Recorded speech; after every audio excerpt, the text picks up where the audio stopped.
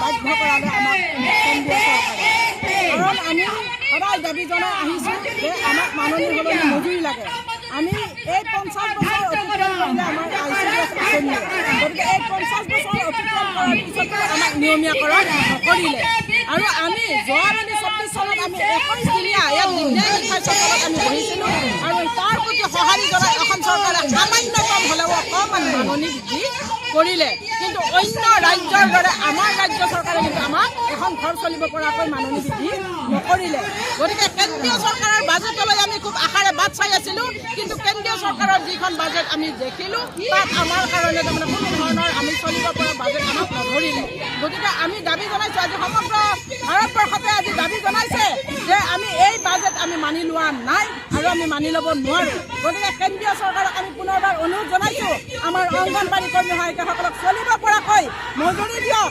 আৰু আমি যিহেতু আমি চৰকাৰৰ বিভিন্ন কামত আমি সহায় সহযোগিতা আগবঢ়াই আছোঁ, চৰকাৰী কামত আমাক খটুৱাইছে, গতিকে আমাক নিয়মীয়াকৰণ কৰিব লাগে। কাৰণ আমাৰ এই আঁচনিখনে যিহেতু 50 বছৰ অতিক্ৰম কৰিছে, আমি নিয়মীয়াকৰণ কৰাটো আমি বিচাৰিছোঁ। আৰু যিটো FRSৰ জৰিয়তে আমাৰ বেনিফিচিয়াৰীসমূহ কৰ্তন কৰাৰ ব্যৱস্থা তেওঁলোকে কৰিছে, সেই FRS অতি শীঘ্ৰে কৰ্তন কৰিব, নোহোৱা কৰি দিব লাগে, বন্ধ কৰিব লাগে।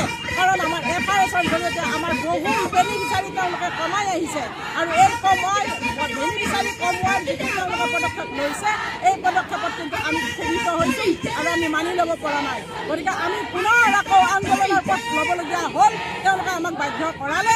গতিকে বাজেট বৃদ্ধি কৰাৰ তেওঁলোকে চিন্তা কৰি আমাক যাতে নিয়মীয়াকৰণ কৰে আৰু আমাক বাজেট বৃদ্ধি কৰি আমাক এখন ঘৰ চলাব পৰাকৈ মাননি সলনি মজুৰি প্ৰদান কৰে, এয়া হ'ল আমাৰ কেন্দ্ৰীয় চৰকাৰৰ ওচৰত আমাৰ আহ্বান।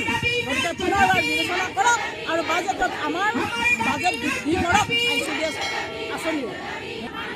আৰু যদিহে বাজেটটো নকৰে, আমাক নিয়মীয়াকৰণ নকৰে, মাননি সলনি মজুৰি নিদিয়ে, তেতিয়াহ'লে আমাৰ আকৌ আন্দোলন এই চলি থাকিব আৰু হয়তো আমাৰ আগতকৈও এই 21 দিনীয়া দিন আমাৰ দিনে ৰাতিয়ে আমাৰ ধৰ্মঘট আলোচনা হৈছিল, আন্দোলন হৈছিল, তাতকৈও হয়তো আৰু আমি কি ধৰণৰ আন্দোলন কৰিম সেইটো হয়তো আমাৰ সময়েহে আমাক ক'ব। গতিকে আমাৰ অংগনবাড়ী কৰ্মী সহায়িকাসকল সঁচাকৈয়ে বৰ ক্ষোভত আছে, দুখত আছে। গতিকে চৰকাৰে এবাৰ বিবেচনা কৰিবলৈ আমি অনুৰোধ জনাইছোঁ আৰু এই আন্দোলনৰ জৰিয়তে আমি আহ্বান জনাইছোঁ, তেওঁলোকে আমাৰ বাজেটত আমাক বৃদ্ধি কৰক আৰু আমাক চলিব পৰাকৈ মজুৰি দিয়ক।